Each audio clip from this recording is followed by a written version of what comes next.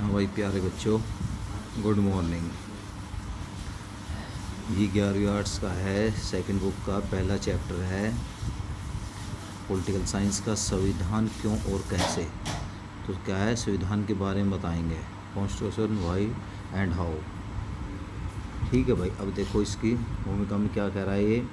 आधुनिक समय में प्रत्येक राज्य का, यहाँ जब ये कह रहा है ना राज्य तो देश समझे करो भाई, कि प्रत्येक देश का प्राय एक संविधान होता है, यानी प्रत्येक राज्य का एक संविधान होता है।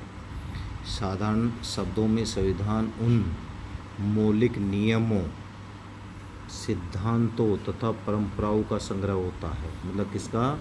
मौलिक नियम। अब भाई कौन कौन से नियम बनाए गए हैं, सिद्धांत कौन से हैं, परंपरा कौन से, तो उनका एक संग्रह, मतलब संग्रह होता है, इकट्ठा होता है, जिनके अनुसार राज्य की सरकार यानी देश की सरकार देश की सरकार का गठन, सरकार के कार्य, नागरिकों के अधिकार, जो नागरिकों को अधिकार मिले हुए हैं, मौलिक अधिकार हो, नागरिकों और सरकार के बीच संबंध को निश्चित किया जाता है। शासन का स्वरूप लोकतांत्रिक हो या अधिनायकवादी, शासन का स्वरूप चाहे कोई सा भी हो भाई, या लोकतांत्रिक सरकार हो या अधिनायकवाद सरकार हो, कुछ ऐसे नियमों के अस्तित्व से इनकार नहीं किया जा सकता जो राज्य में विभिन्न राजनीतिक संस्थाओं तथा शासकों की भूमिका को निश्चित करते हैं। इन नियमों के संग्रह को ही संविधान कहा जाता है। इन नियमों के संग्रह को ही क्या कहा जाता है? संविधान कहा जाता है। संविधान में शासन के विभिन्न अंगों तथा उनके पारंपरिक संबंधों का विवरण होता है। क्या होता है? संविधान में शासक के विभिन्न अंगों तथा पारंपरिक संबंधों का विवरण होता है। इन संबंधों को निश्चित करने हेतु कुछ नियम बनाए जाते हैं, जिनके आधार पर शासन का संचालन सुचारू रूप से संभव हो जाता है। क्या है? जिसके आधार पर क्या है, शासन यानी शासन करने वाले का जो संचालन सुचारू रूप से होता है, तथा शासन के विभिन्न अंगों में टकराव की संभावना कम होती है। शासन के विभिन्न जो अंग है उसमें जो टकराव की संभावना बहुत कम हो जाती है। संविधान के अभाव में शासन के सभी कार्य निरंकुश शासकों की इच्छानुसार ही चलाए जाएंगे, जिससे नागरिकों पर अत्याचार होने की संभावना बनी रहेगी। ऐसे शासक से यानी कि ऐसे शासक से छुटकारा पाने के लिए नागरिकों का अवश्य ही विद्रोह करना पड़ेगा, जिससे राज्य में अशांति तथा अव्यवस्था फैल जाएगी। क्या फैल जाएगी? अत्याचार और अव्यवस्था फैल जाएगी। इस प्रकार एक देश के नागरिक हेतु एक सभ्य समाज एवं कुशल तथा मर्यादित सरकार का अस्तित्व एक संविधान की व्यवस्थाओं पर ही निर्भर करता है। इसलिए हम इस अध्याय में संविधान के अर्थ को जानने के पश्चात संविधान की आवश्यकता एवं संविधान के निर्माण की पृष्ठभूमि का उल्लेख करते हुए संविधान के विभिन्न स्रोतों का भी उल्लेख करेंगे। संविधान के स्रोतों का भी उल्लेख करेंगे भाई। ठीक है। अब इसमें देखो भैया,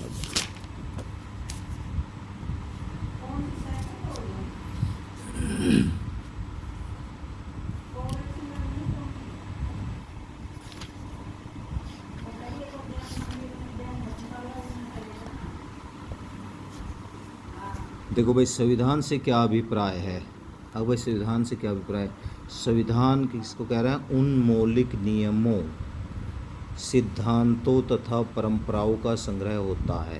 क्या? उन मौलिक नियमों और सिद्धांतों परंपराओं का संग्रह होता है, जिनके अनुसार राज्य की सरकार का गठन, सरकार की कार्य, नागरिकों के अधिकार तथा नागरिक और सरकार के बीच संबंधों को निश्चित किया जाता है। उसको निश्चित किया जाता है सरकार और उन्हें। अब लिखित संविधान किसे कहा जाता है? भारत का संविधान कैसा है भाई? लिखित संविधान है। और कुछ देशों का संविधान अलिखित भी होता है भाई। तो लिखित संविधान वह संविधान होता है जो एक गठित संविधान सभा, भारत की संविधान सभा ने क्या है, भारत का संविधान गठित किया है यानी बनाया है, द्वारा बनाया जाता है, एक निश्चित तिथि की को लागू किया जाता है। जैसे अमेरिका, भारत, जापान, आयरलैंड आदि देशों के संविधान लिखित संविधान कहलाते हैं। इनके संविधान क्या है भाई? लिखित कहलाते हैं, लिखित होते हैं। अब देखो अलिखित संविधान।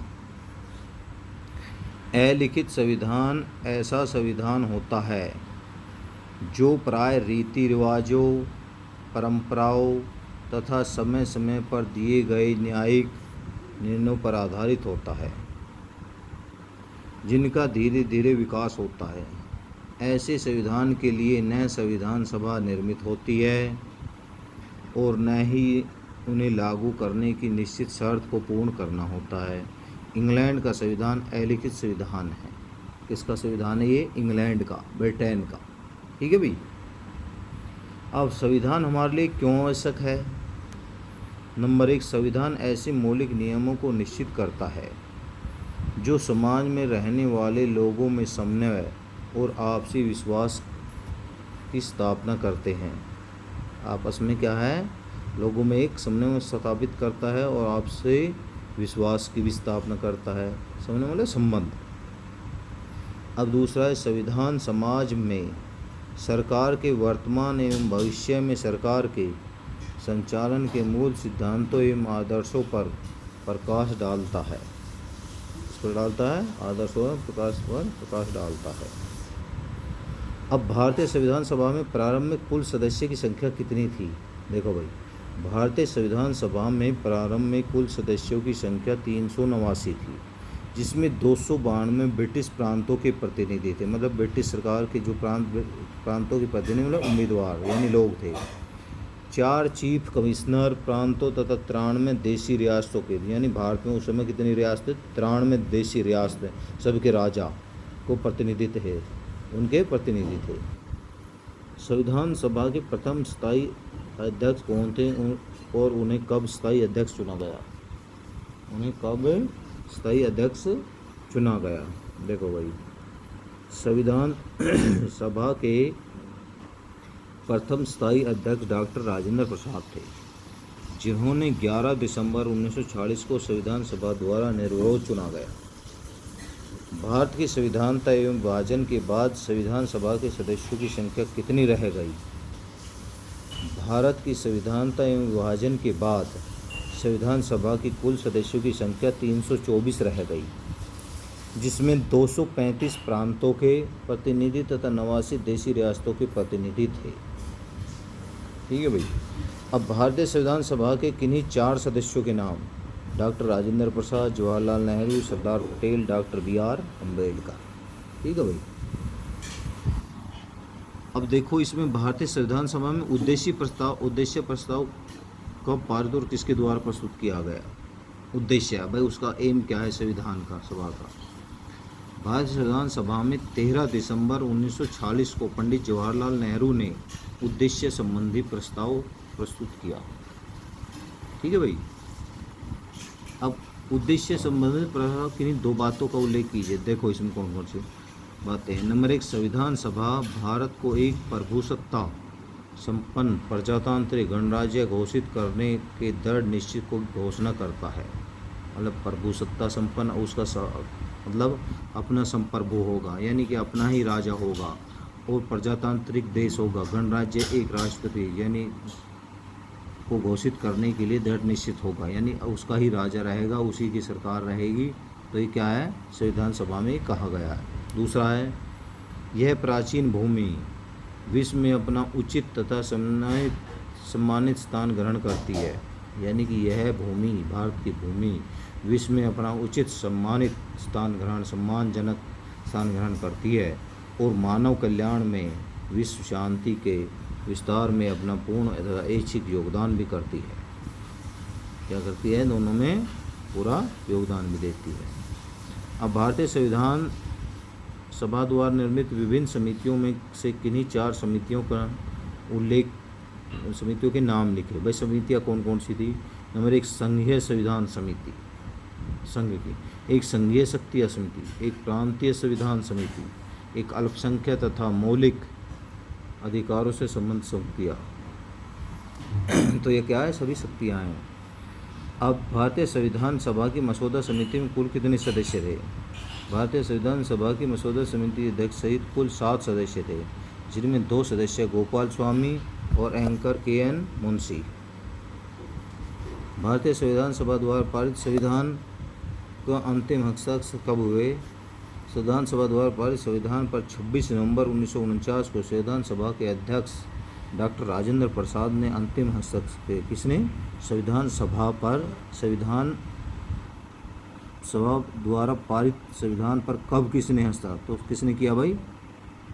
डॉक्टर राजेंद्र प्रसाद। ठीक है भाई, ठीक।